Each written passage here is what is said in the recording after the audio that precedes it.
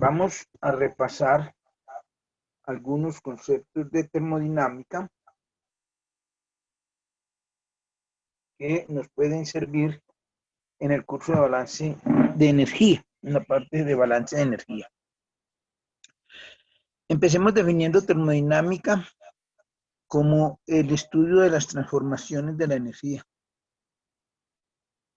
Es decir, el estudio de cómo una forma de energía se convierte en otra, cómo una energía potencial se convierte en una energía cinética cuando un objeto cae desde una altura determinada.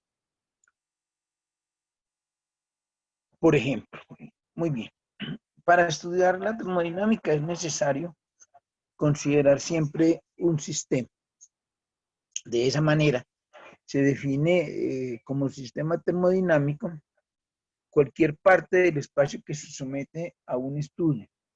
Es decir, cualquier parte del universo que nosotros vamos a considerar para nuestro estudio termodinámico. Esa parte del universo puede ser, por ejemplo, en un laboratorio un matraz Erlenmeyer. En una industria puede ser un reactor. Puede ser todo el proceso que se esté considerando en la misma industria. Y por lo general está formada por una o varias sustancias. Y está limitada por una superficie que puede ser real o imaginaria. Por ejemplo, si estamos en un laboratorio y nuestro sistema es lo que está sucediendo dentro de un matraz Erlenmeyer, pues los límites del sistema vienen a ser los límites del matraz, es decir, el matraz en sí. O si consideramos un reactor en una industria o en un mismo laboratorio que puede ser un tubo de ensayo, puede servir como un reactor o un vaso de precipitados, pues las paredes del tubo de ensayo o las paredes del vaso de precipitados pues serán los límites del sistema. Si tenemos todo un proceso industrial, puede ser un límite imaginario. Por ejemplo, imaginarnos que todo ese proceso industrial está sometido en un cajón y las superficies de ese cajón imaginario serían los límites del sistema. Esos límites del sistema los vamos a llamar frontera del sistema. Todo lo que esté por fuera de esa frontera del sistema, lo que esté por fuera de esos límites del sistema, es decir, la región externa al sistema, se denomina entorno o alrededores. Entorno o alrededores del sistema. Entonces, el entorno, los alrededores del sistema, es todo lo externo al sistema. Estos sistemas tienen varias formas de clasificarse. Una forma es como sistemas homogéneos o sistemas heterogéneos. Un sistema homogéneo es aquel que está constituido por una sola fase. Por ejemplo, cuando nuestro estudio se refiere solo a las variaciones energéticas que pueda sufrir agua líquida por recepción de calor, por ejemplo. Es una sola fase y ese es un sistema homogéneo. Si se tienen dos fases, como por ejemplo un sólido insoluble en agua, arena, agua, por decir algo, ese ya es un sistema heterogéneo, porque en ese caso tenemos dos fases y puede haber, pues lógicamente, más fases. Para determinar esos sistemas, pues es necesario considerar que el sistema interactúa con su entorno de dos formas, intercambiando bien sea materia o intercambiando energía. Entonces, todo el sistema interactúa con sus alrededores intercambiando materia y o energía. Y esto nos permite clasificar los sistemas de otra forma, como sistemas abiertos, como sistemas cerrados o como sistemas aislados. Se considera un sistema abierto cuando intercambia tanto materia como energía con los alrededores. Un sistema cerrado es aquel que únicamente intercambia energía con los alrededores, y un sistema aislado es aquel que no intercambia ni materia ni energía con los alrededores. No se puede decir que exista un sistema que solo intercambie materia con los alrededores. Y no se puede decir esto porque la materia tiene implícita energía. Entonces, si se está intercambiando materia, implícitamente se está intercambiando energía. Para tratar de establecer bien esta diferencia entre lo que es un sistema abierto, un sistema cerrado y un sistema aislado, vamos a considerar el hecho de que vamos a hacer alguna preparación de cocina en una olla a presión. Entonces, en el momento en el cual tenemos nuestra olla y a esa olla le introducimos los ingredientes para, para preparar el plato que deseamos preparar y cerramos la olla, en ese momento tenemos un sistema aislado. Es un sistema aislado porque no estamos intercambiando materia, es decir, ya lo que le íbamos a echar se lo introdujimos a la olla. Entonces no le estamos entrando materia ni le estamos sacando materia a la olla. Ni estamos intercambiando energía. No hemos conectado la estufa todavía. No la hemos sometido a algún proceso de calentamiento de la olla. Entonces no tenemos intercambio de materia ni intercambio de energía. Por lo tanto tenemos un sistema aislado. Tenemos la olla tapada, encendemos la estufa y entonces la estufa empieza a transferir energía con la olla, es decir, se presenta un intercambio de energía entre la olla y la estufa. En ese momento tenemos un sistema cerrado y así sucederá hasta cuando haya la cocción completa y posiblemente la producción de vapor de agua. Cuando se produce vapor de agua, entonces la olla pita, es lo que se dice por lo general. En ese caso, está la olla suministrando a su entorno vapor, es decir, materia, pero la estufa está encendida. Entonces, en ese momento está intercambiando la olla materia con sus alrededores, con su entorno, en forma de vapor de agua. Y está intercambiando energía porque la estufa sigue encendida. Ahí tenemos un sistema abierto.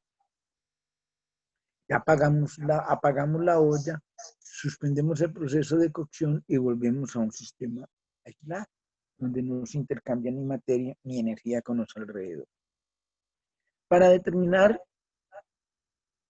un estado termodinámico es necesario considerar las propiedades o variables termodinámicas. Las propiedades o variables termodinámicas son propiedades observables que caracterizan el sistema, es decir, aquellas propiedades cuyos valores definen el estado termodinámico del sistema. Por ejemplo, para definir el estado termodinámico de los gases, se necesitan 4 variables termodinámicas, que son presión, volumen, cantidad de gas y temperatura del gas. Estos valores que puede tomar, los valores que pueden tomar estas 4 variables, definen el estado termodinámico del gas. E incluso ese estado termodinámico del gas se puede definir a través de una ecuación de estado, así se llama, una ecuación de estado que para el caso de los gases ideales la ecuación de estado es P por B igual a N RT, donde esa R no es una variable, es una constante de igualdad. Estas variables, presión, volumen, cantidad de gas, temperatura, y otras variables como calor específico que no está allí, como energías, energía interna, energía, energía, entalpía, pues, densidad, otras variables, todas estas conjuntos de variables que pueden definir un estado termodinámico se pueden clasificar como variables extensivas e intensivas. ¿Qué es una variable extensiva? Una variable extensiva es aquella cuyo valor depende de la cantidad de materia. A más cantidad de materia, su valor puede ser mayor. Por ejemplo, la masa. La masa es una variable extensiva. A mayor cantidad de materia, el valor de la masa es mayor. Si hay mayor cantidad de agua en un recipiente determinado, pues habrá una mayor cantidad de gramos de agua.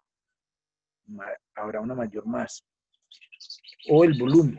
Si hay una mayor cantidad de agua en un recipiente determinado, habrá una mayor cantidad de litros o de centímetros cúbicos. Esas son propiedades extensivas. En cambio, una propiedad intensiva es aquella cuyo valor no depende de la cantidad de materia, no depende de la masa. Por ejemplo, de la temperatura.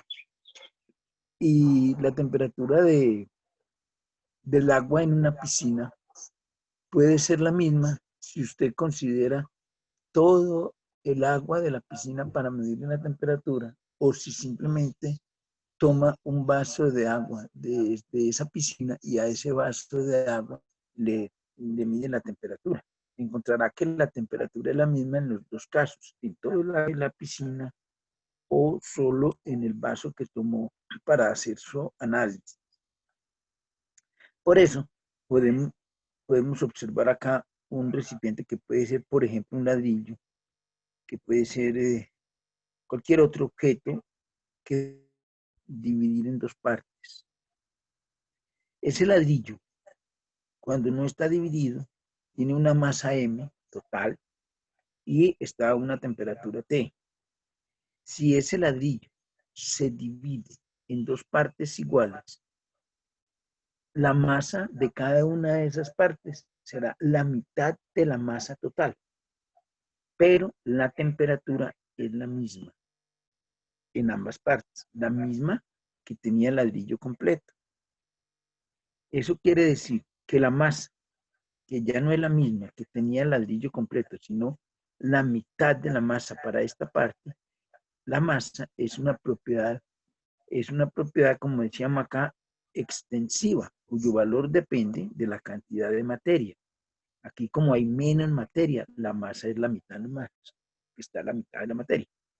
En cambio, la temperatura es una propiedad intensiva, porque es igual tanto para todo el ladrillo como para cada una de las partes. No depende de la cantidad de materia. La temperatura es una de esas propiedades intensivas, es una propiedad independiente de la masa, como les expliqué ahora en el ejemplo del agua de la piscina. La temperatura la vamos a considerar como la magnitud del estado térmico de un sistema. Magnitud del estado térmico de un sistema. Debemos considerar siempre que a mayor temperatura, mayor es la energía cinética de las partículas que componen el sistema. Este concepto de que a mayor temperatura, mayor energía cinética de las moléculas o partículas componentes del sistema es una consecuencia de la teoría cinético molecular.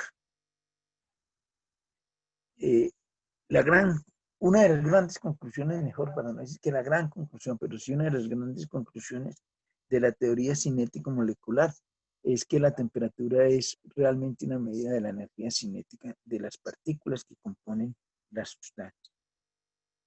Energía cinética pues está relacionada con el movimiento de las partículas. Entonces podemos decir que el movimiento de las partículas del sistema genera calor. En la medida en que se muevan las partículas demasiado, hay una generación de calor. y esa generación de calor hace que la temperatura aumente o disminuya. Y por lo tanto, la temperatura se convierte en una medida de la intensidad del calor. Como la temperatura está relacionada con la energía cinética, es decir, como la temperatura es una medida de la energía cinética de las partículas del sistema, no tiene sentido realmente hablar de temperaturas negativas, -3 grados centígrados. Uno escucha en la radio con cierta frecuencia o por lo menos en ciertas épocas del año que la temperatura en algunas ciudades de Estados Unidos o, por ejemplo, en Bogotá, en ocasiones la temperatura es de -2, -3, -4 grados centígrados. Eso no tiene mucho sentido porque la energía cinética no puede ser negativa. La energía cinética es cero o es positiva. Por lo tanto, la temperatura, como una medida de la energía cinética, debería ser cero o positiva. Por eso se usan las escalas absolutas de temperatura, que están basadas en el mínimo valor de temperatura que puede existir y que se da cuando la energía cinética sea cero. Entonces, por esa razón es que en los cálculos ingenieriles, por ejemplo, solo se usa escalas absolutas de temperatura, es decir, la escala Kelvin o la escala en grados Rangel, porque esas escalas sí no tienen valores negativos. Los criterios con los cuales se establecieron las temperaturas Celsius y Fahrenheit, las escalas mejor, las escalas Celsius y Fahrenheit para medir la temperatura, fueron los cambios de fase del agua, pero no el mínimo absoluto de temperatura, y es el concepto que se usa para determinar las escalas absolutas de temperatura. Esa es una cuestión importante a tener en el uso de la temperatura, en los cálculos termodinámicos y los cálculos de balance de energía. Tres conceptos importantes para los balances de energía son el concepto de energía, calor y trabajo. Esto es importante en los balances de energía. Son los tres conceptos que se manejan al establecer los balances de energía de cualquier sistema industrial que consideremos. La energía la hemos definido siempre como la capacidad que tiene un sistema para producir trabajo. Dicho en una forma un poco más coloquial, podemos considerar que la energía es la capacidad que tiene un cuerpo de hacer cualquier cosa. Energía es la capacidad que tiene el cuerpo humano de moverse. Energía es la capacidad que tiene cualquier animal de moverse, de desplazarse, de caerse. Eso es energía. Energía es la capacidad de hacer cualquier cambio, de realizar cualquier cambio. Eso es energía. Y un cambio es simplemente un trabajo. En balance de energía vamos a considerar de forma muy general dos tipos de energía. En balances de energía se van a considerar dos tipos de energía. Y son la energía almacenada y la energía en tránsito. La energía almacenada es aquella energía que puede almacenar un cuerpo y es la energía cinética, la energía potencial, la energía interna y la energía química. Esas son las formas de energía que pueden almacenar las sustancias en los procesos industriales y por lo tanto las formas de energía almacenada que se consideran en los balances de energía. Energía cinética, energía potencial, energía interna y energía química. Y la otra forma de energía que se considera en los balances de energía es la energía en tránsito. Esta es energía que no se puede acumular por la sustancia, pero que se puede transferir de una sustancia a otra, es decir, que puede estar en tránsito entre dos sustancias. Puede transferir o estar en tránsito entre dos sustancias.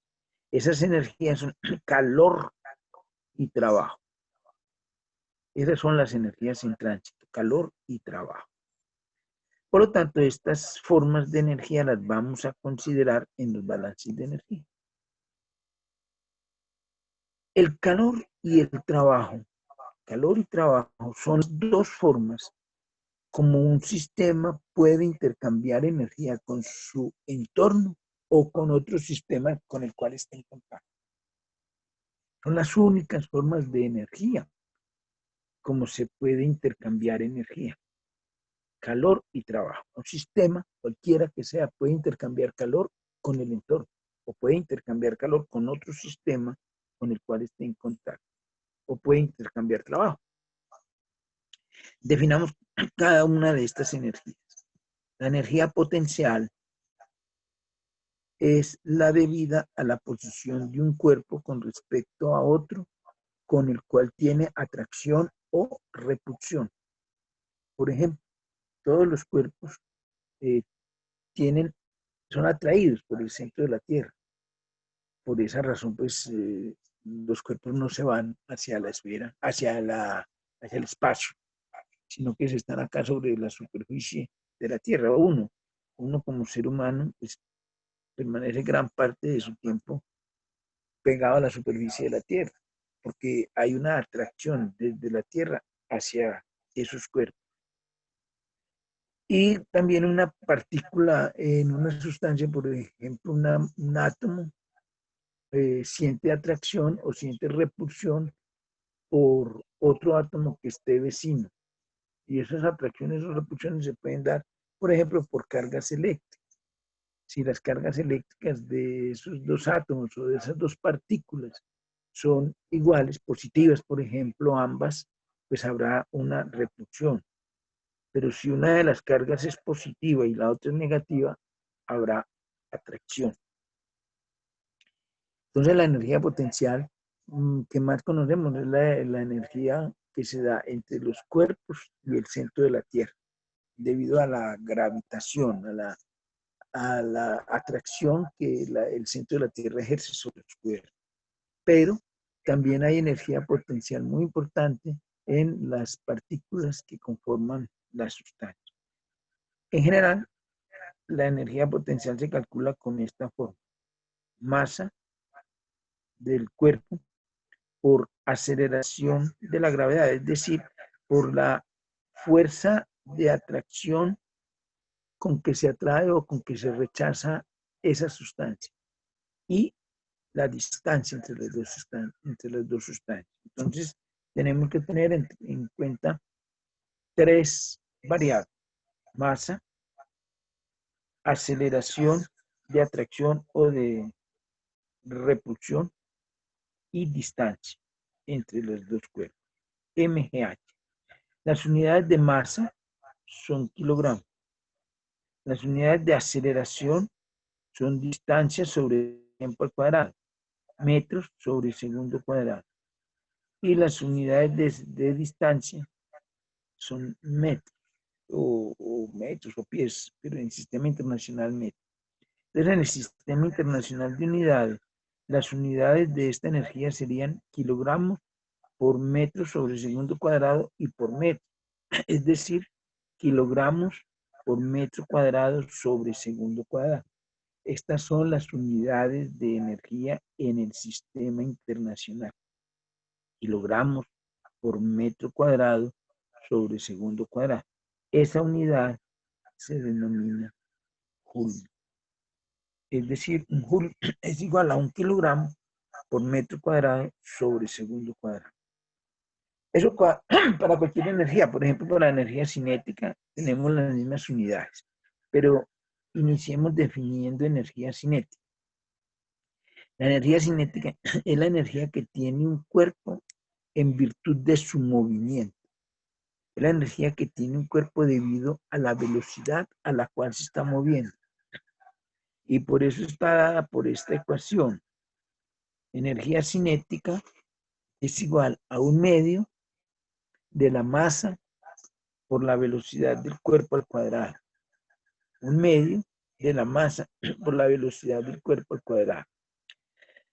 Las unidades de la energía cinética serían entonces las unidades de masa, que es kilogramo, la unidad de masa, que es kilogramo, y la unidad de velocidad al cuadrado. La unidad de velocidad al cuadrado es metro cuadrado sobre segundo cuadrado. Entonces, las unidades de energía cinética serían las unidades de masa y de velocidad al cuadrado.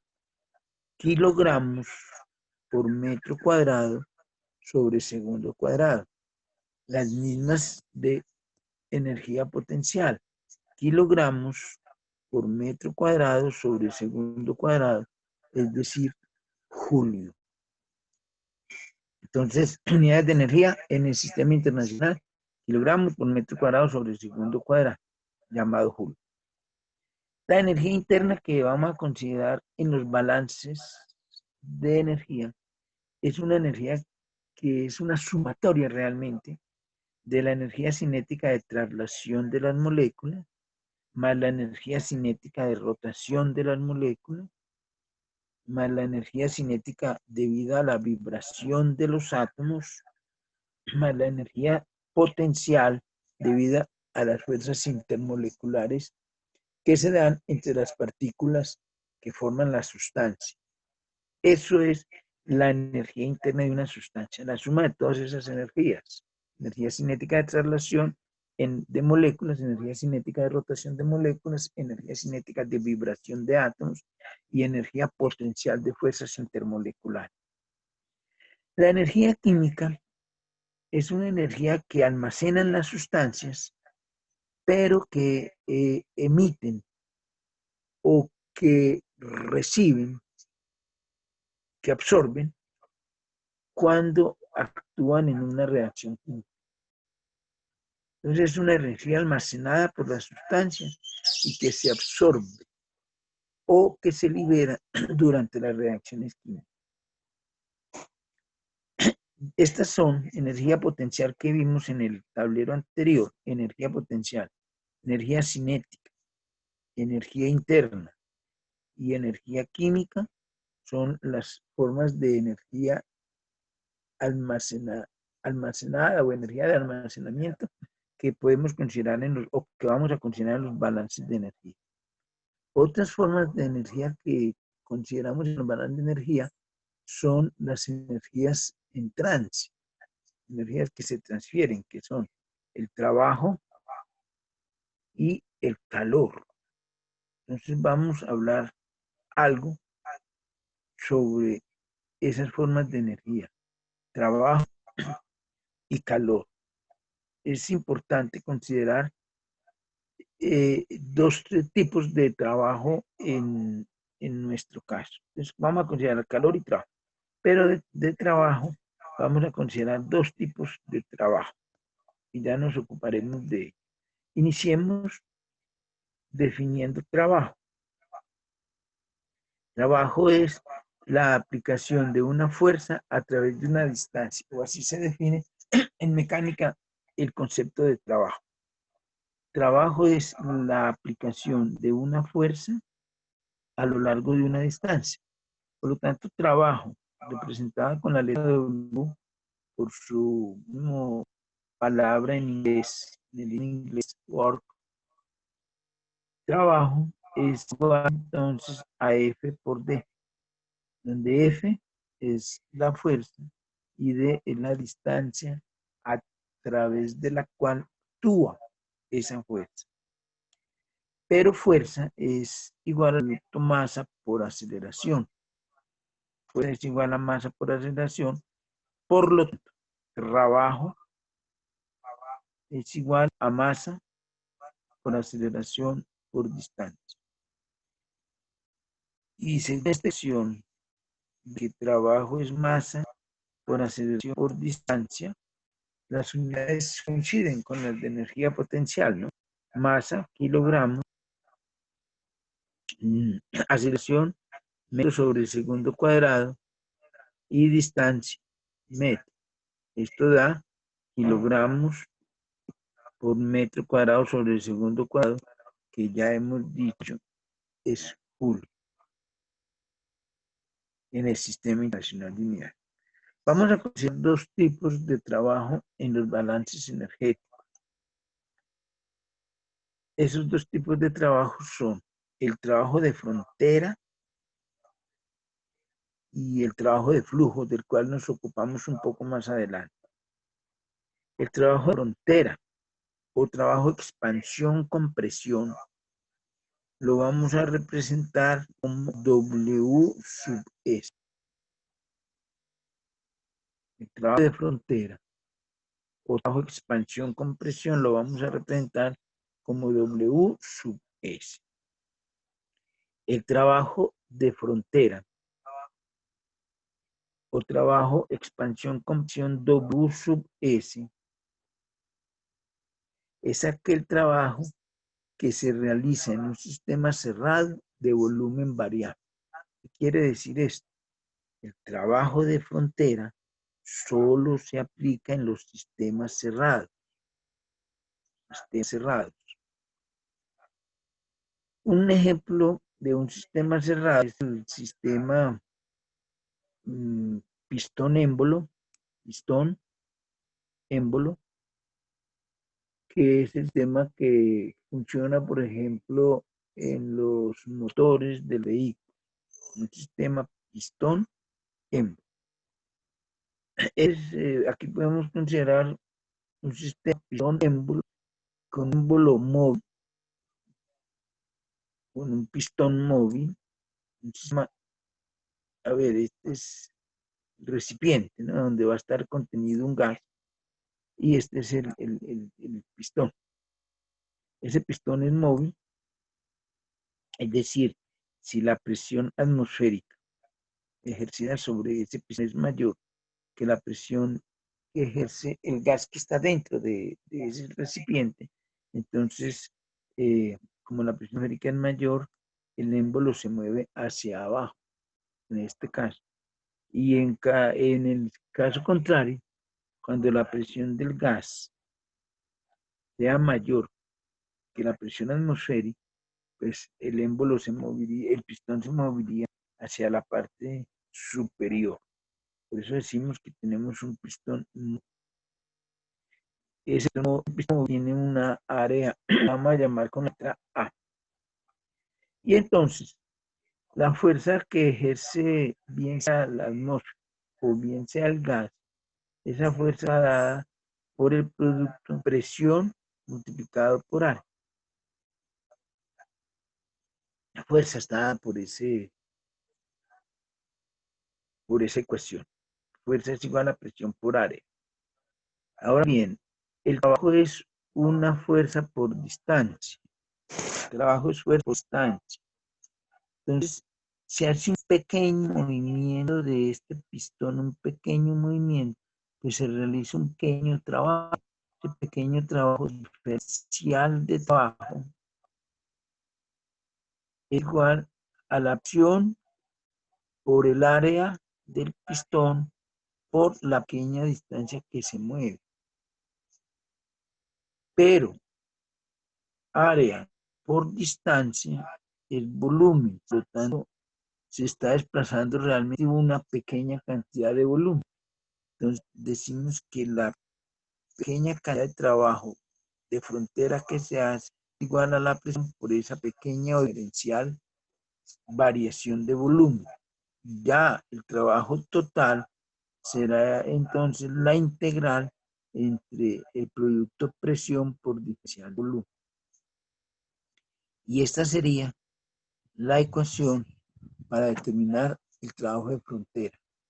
Trabajo de frontera igual a la integral de la presión por diferencial de volumen.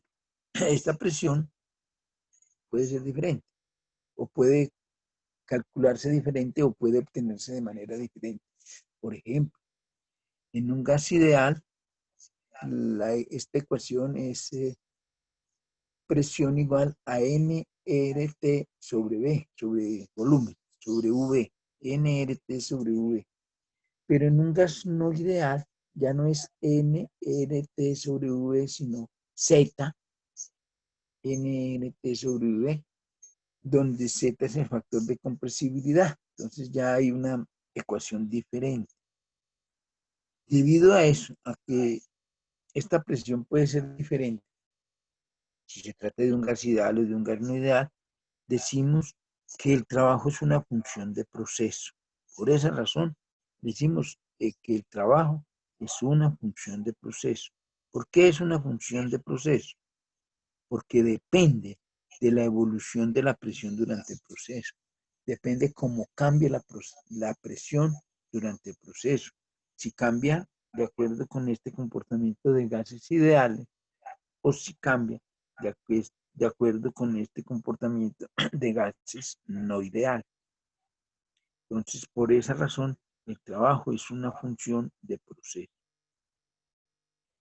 Si este trabajo es positivo, si este trabajo de frontera, esta integral, es positiva, eso quiere decir que este diferencial de volumen es positivo, es decir, el volumen está aumentando.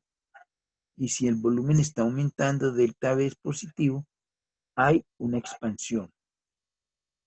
En caso contrario, cuando este trabajo es negativo, significa que el diferencial de volumen es negativo, es decir, el volumen está disminuyendo y lo que se está presentando en ese caso es una compresión. Entonces el trabajo de frontera también se llama trabajo de expansión o trabajo de compresión y se llama trabajo de expansión o de compresión debido a esas dos circunstancias. Si el volumen aumenta, tenemos un trabajo de expansión. Si el volumen disminuye, tenemos un trabajo de compresión. El otro trabajo que nos interesa muchísimo en los balances de energía es el trabajo de flujo.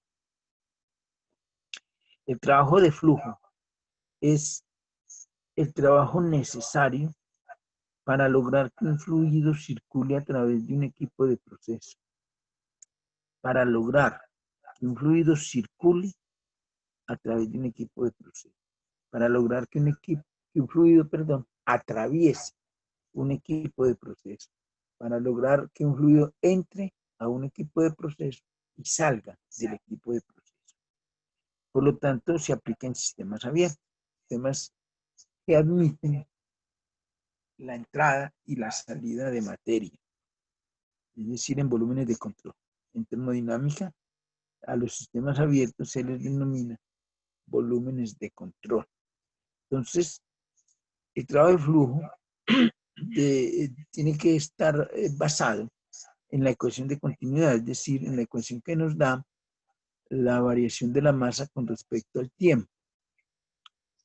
Esa variación de la masa con respecto al tiempo, pues es masa sobre tiempo, y según la ecuación de continuidad es igual a densidad por área por velocidad. Densidad por área por velocidad. El trabajo por unidad de tiempo para un flujo másico que está entrando y que está saliendo en un equipo de proceso está dado por la ecuación W sobre tiempo. Eso es el trabajo por unidad de tiempo. W sobre tiempo. El trabajo es igual a fuerza por distancia, que es trabajo sobre tiempo. Fuerza por distancia sobre tiempo.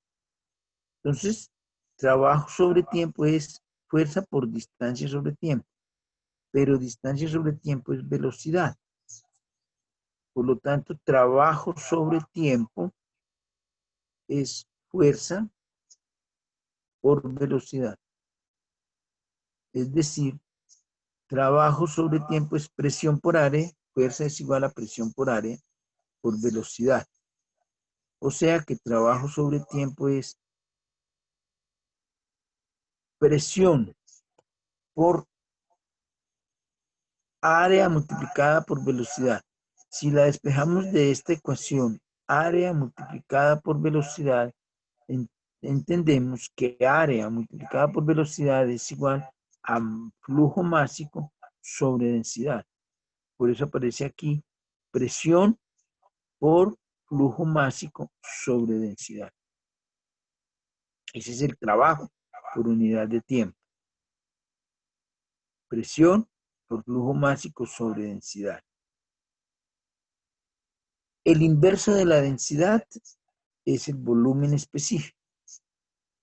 Por lo tanto, trabajo por unidad de tiempo es presión por flujo másico por volumen específico. Volumen específico es volumen por unidad de masa, pero además es el inverso de la densidad. El inverso de la densidad es el volumen específico. Entonces, por eso, en lugar de inverso de la densidad, aquí colocamos volumen específico. Presión por flujo másico por volumen específico es trabajo por unidad de tiempo. Trabajo por unidad de tiempo es presión por flujo másico, pero flujo másico es masa sobre tiempo y volumen específico es volumen por unidad de masa. Se cancelan los términos de masa y nos queda que trabajo por unidad de tiempo es igual a presión por volumen sobre tiempo. Multiplicando en ambos lados de esta igualdad por tiempo, obtenemos que el trabajo es igual a presión por volumen. Trabajo es igual a presión por volumen para un flujo máximo. Es decir, presión por volumen a la entrada, presión por volumen a la salida, porque es un flujo máximo. Por lo tanto, la diferencia de trabajo entre la salida y la entrada a un equipo de proceso y la diferencia de trabajo de flujo, la diferencia de trabajo de flujo entre la entrada y la salida en un equipo de proceso está dada por esta ecuación. Diferencia de trabajo es igual al producto presión salida, volumen salida, menos el producto presión entrada por volumen de entrada. Y esto nos da la diferencia de trabajo para un flujo másico que entra y sale a una unidad de proceso. Esas son las consideraciones que vamos a tener en cuenta para calcular el trabajo en los balances de energía. En calor, vamos a tener en cuenta estas consideraciones que son relativamente muy sencillas en calor. Lo primero es decir que el calor es un mecanismo de intercambio de energía entre dos cuerpos o dos zonas del mismo cuerpo que se encuentran a diferentes temperaturas. Eso es el calor, un mecanismo de intercambio de energía debido a una diferencia de temperatura. Mecanismo de intercambio de energía debido a una diferencia de temperatura. Mecanismo de intercambio de energía debido a una diferencia de temperatura. Dicho de una manera un poco más completa, pero lo podemos leer acá. Mecanismo de intercambio de energía entre dos cuerpos o dos zonas del mismo cuerpo que están a diferentes temperaturas. Es decir, para que haya transferencia de calor, siempre debe haber una diferencia de temperatura. Si no hay esa diferencia de temperaturas, no hay transferencia de calor. Recuerden un poco la ley cero de la termodinámica. Muy bien. La energía que se intercambia en forma de calor proviene de la energía cinética de agitación molecular. ¿Por qué esto? Ya lo hemos dicho. El calor se presenta cuando hay una diferencia de temperatura. Y para que haya una diferencia de temperaturas, debe haber una diferencia de energía cinética en la agitación molecular, energía cinética de movimiento de las partículas. Entonces, la energía que se intercambia en forma de calor se debe a la energía cinética del movimiento de las partículas, la energía cinética de la agitación molecular. El calor lo vamos a representar con la letra Q mayúscula. Esa letra Q mayúscula que representa el calor es una función de proceso, como el trabajo. El calor es una función de proceso, es decir, depende del tipo de transformación que se lleve a cabo. Para tratar de relacionar esto con una situación que es absolutamente real y que vivimos en nuestras cocinas, podemos decir lo siguiente. Para evaporar 10 mililitros de agua, necesitamos la misma cantidad de calor. Si esos 10 mililitros de agua están en su punto de ebullición, por ejemplo, en Cartagena estarían a 100 grados Celsius, en Pereira, por ejemplo, más o menos a 95 grados Celsius, en su punto de ebullición, necesitaríamos exactamente el calor de ebullición del agua, multiplicado por la masa que representan esos 10 mililitros de agua. Ese calor es el que necesitamos. Pero ese calor se obtiene en tiempos diferentes, dependiendo de si la fuente de calor es gas, por ejemplo, gas metano, o una mezcla gas metano propano que se obtiene en los cilindros de gas licuado de petróleo que compramos para nuestras cocinas, o si tiene ese calor de energía eléctrica, si lo que tenemos es una estufa eléctrica, o si vamos a hacer la evaporación de esa agua, ya no utilizando gas ni utilizando energía eléctrica, sino utilizando leña. Los tiempos son diferentes. Es posible que se demore una mayor cantidad de tiempo si se usa leña que si se usa gas.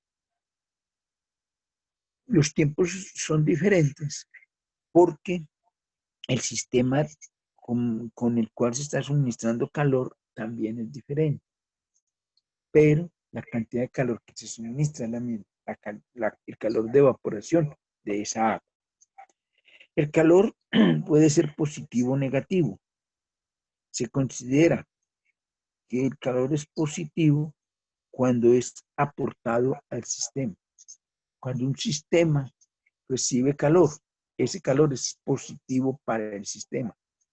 Por ejemplo, cuando le suministramos calor a esos 10 mililitros de agua para que se evaporen, ese calor es positivo para el sistema, siendo el sistema el agua. Y se considera que es positivo ese sistema porque lo que hace ese calor es proporcionar o aumentar la energía interna del agua. Entonces es un calor positivo para ese sistema. Y es un calor negativo cuando es un calor cedido por el sistema.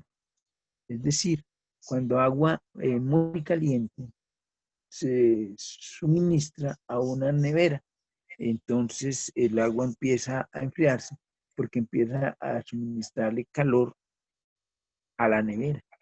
Si el sistema es el agua, ese calor es negativo, porque ese calor lo está cediendo el sistema que es el agua. Si el sistema es la estufa, el calor es el calor es negativo cuando la estufa, el calor es negativo cuando la estufa le está dando calor al agua, porque en ese caso, si el sistema es la estufa la que está cediendo calor, ese sería un calor negativo. En los procesos químicos, procesos industriales, procesos agroindustriales, realmente lo que nos interesa son las sustancias, por eso nuestros sistemas son las sustancias y consideramos el calor positivo y negativo desde el punto de vista de la sustancia. En este ejemplo que le estaba diciendo, consideramos el calor positivo o negativo visto desde desde el sistema agua. Las unidades de calor pueden ser julios, porque el calor es una forma de energía en tránsito, como el trabajo, y entonces tiene la misma unidad de calor, de energía que vimos para el trabajo en el apartado anterior, julio, pero tiene otras formas especiales de energía que se llaman caloría, cal, o kilocaloría, kilocal o BTU en el sistema. Aquí tenemos algunos valores nos permiten convertir una forma de unidad de calor en otra. Un BTU es igual a 252 kilocalorías y una kilocaloría es igual a 4,184 julios, y tenemos otra serie de valores que conviene repasar con detenimiento y utilizar en los cálculos en su momento oportuno. La potencia está definida como el trabajo por unidad de tiempo y tiene como unidad el vatio o el HP horsepower.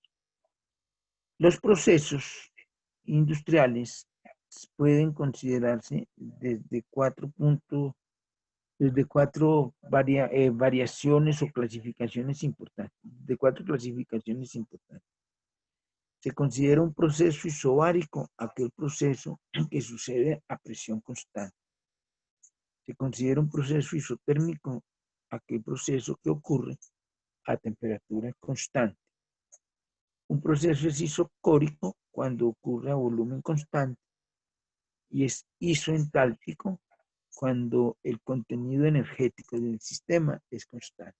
Es decir, no hay cambio entálpico en el sistema y por eso se llama isoentálpico. Con estas consideraciones, simplemente hemos hecho un repaso muy general de termodinámica, considerando algunos conceptos que vamos a utilizar en el gran balance de energía que iniciamos en este momento. Entonces, demos la entrada a los balances de energía. Los balances de energía no son otra cosa que la aplicación de la primera ley de la termodinámica en los diferentes procesos industriales o agroindustriales que tengamos que considerar. Eso es un balance de energía, la aplicación de la primera ley de la termodinámica. Y la primera ley de la termodinámica la vamos a enunciar de la siguiente forma. La energía no se crea ni se destruye, únicamente se transforma y se transmite. Únicamente se transforma y se transfiere. Esa va a ser nuestra primera ley de la termodinámica y esa es la base de los balances de energía. Estos balances de energía se pueden aplicar a los sistemas cerrados o sistemas aislados, abiertos, perdón, que consideramos en un apartado anterior, en un tablero anterior durante esta misma clase. Sistemas abiertos y sistemas cerrados. En ambos casos, el balance de energía tiene ecuaciones diferentes. Empecemos considerando los sistemas cerrados. Los sistemas cerrados son aquellos que no transfieren masa, solo transfieren energía. Solo energía, es decir, solo calor y trabajo. Pero no transfieren masa. Los sistemas cerrados solo transfieren energía, no transfieren masa. Por lo tanto, no hay energías asociadas con la masa. Esas energías asociadas con la masa son energía cinética, energía potencial y energía química. No se encuentran estas tres energías. Energía cinética debido al movimiento de la masa, pero no hay movimiento de masa entrando o saliendo al proceso, simplemente porque no está entrando ni saliendo masa al proceso. No hay energía potencial de esa masa con respecto a su posición, porque no está entrando ni saliendo masa, es decir, no está entrando por un sitio alto del equipo o por un sitio bajo del equipo. Por ejemplo, considerando una torre de estiración donde la altura del mismo equipo es algo importante, pues aquí no se puede considerar esa energía potencial debido a que no hay masa entrando ni saliendo al sistema. Y energía química, pues tampoco, porque como no hay masa, no hay esa energía almacenada por las sustancias para transformarse en un momento en el cual intervenga una reacción química. Entonces no puede haber ninguna de estas tres formas de energía. Ni hay trabajo de flujo, porque si no hay flujo de masa entrando o saliendo al sistema, pues no va a haber trabajo de flujo. Habrá trabajo de frontera, posiblemente, y habrá intercambio de energía como calor y como trabajo de frontera. Entonces, solo podemos considerar esos dos intercambios de energía, calor y trabajo de frontera. Este intercambio de energía, claro que influye en el sistema, e influye en el sistema como un cambio, una variación en la energía interna del sistema. Por eso dice acá, este intercambio de energía se manifiesta como una variación de la energía interna del sistema. Entonces, lo que está variando, lo que se está intercambiando de energía es calor y trabajo de frontera. Y ese intercambio de calor y trabajo de frontera se manifiesta en la energía interna del sistema. Por lo tanto, la primera ley de la termodinámica en estos sistemas cerrados considera esas tres formas de energía. Energía interna, calor y trabajo de frontera. Y podemos escribirla de esa forma. Cambio de energía interna igual a calor menos trabajo. Entonces, el cambio de energía interna es igual a calor menos la integral de la presión por el diferencial de volumen, que fue la forma como establecimos el trabajo de frontera en un tablero anterior de esta misma clase. Es decir, calor es igual a cambio de energía interna más el trabajo de frontera integral de presión por diferencial de volumen. Esta es la ecuación del balance de energía para un sistema cerrado. Nos interesan muchísimo los sistemas abiertos en los procesos industriales o agroindustriales. Nos interesan muchísimo, muchísimo los sistemas abiertos. Entonces vamos a establecer la ecuación del balance de energía para estos sistemas abiertos. Un sistema abierto es aquel que transfiere masa y energía. En un sistema abierto se transfiere masa y energía. Entonces, hay que considerar las energías asociadas con el flujo másico, es decir, la energía cinética, la energía potencial, la energía química, cuando hay reacción química, y el trabajo de flujo. Ya intervienen estas variables en nuestra ecuación de balance de energía. Energía cinética de los flujos que entran y salen del proceso, energía potencial de los flujos que entran y salen al proceso, energía química solo cuando haya reacción química y trabajo de flujo, es decir, el trabajo necesario para que un flujo másico o una masa atraviese una unidad de proceso. Si en el proceso no hay reacción química, el término de energía química desaparece, no lo consideramos, no lo tenemos en cuenta. Entonces, si en el proceso no hay reacción química, la primera ley de la termodinámica se establece de esta forma. Cambio de energía cinética más cambio de energía potencial más cambio de energía interna es igual a calor menos trabajo de frontera menos trabajo de flujo. Introducimos trabajo de flujo, energía potencial y energía cinética debido a que hay materia que está entrando y saliendo del proceso. Y consideramos los mismos tres aspectos o las mismas tres formas de energía que considerábamos en los sistemas cerrados. Energía interna, calor y trabajo de frontera. Lo demás lo introducimos nuevo, trabajo de flujo, cambio de energía cinética, cambio de energía potencial.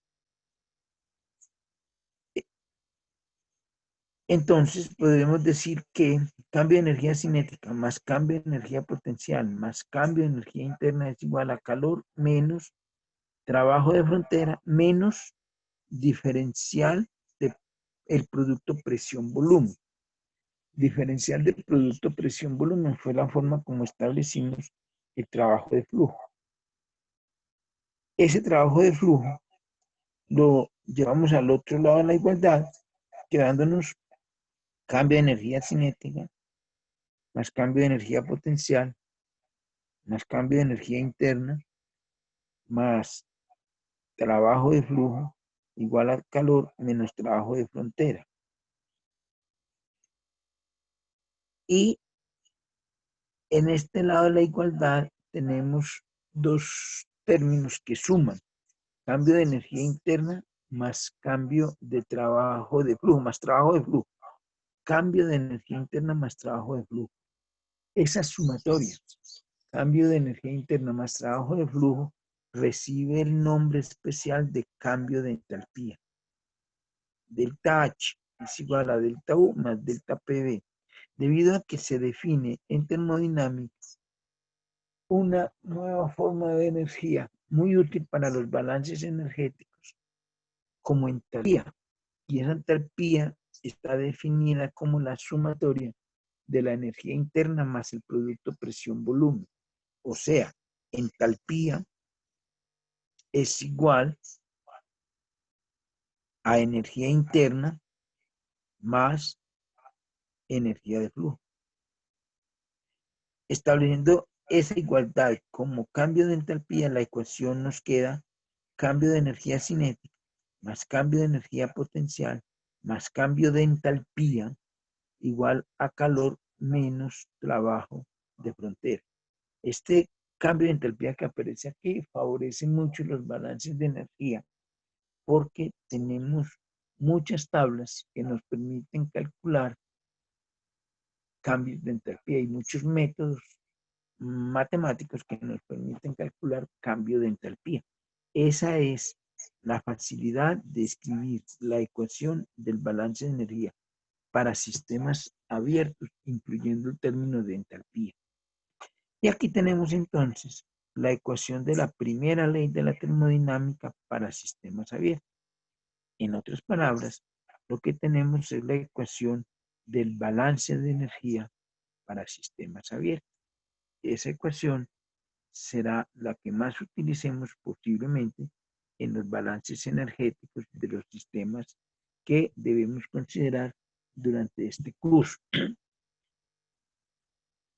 Una de las variables que debemos usar para calcular entalpía o para calcular cambios entálpicos es la capacidad calorífica.